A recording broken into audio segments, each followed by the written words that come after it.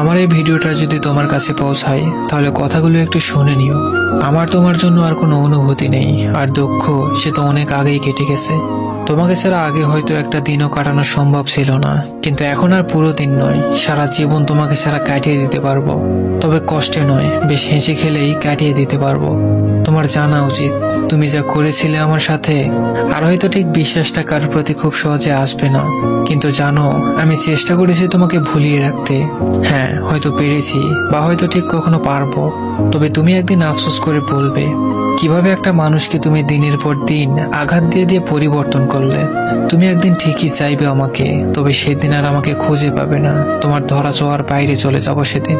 হ্যাঁ, আমারও মনে থাকবে কিরকম পরিস্থিতিতে তুমি আমার হাতটা ছেড়ে দিয়েছিলে।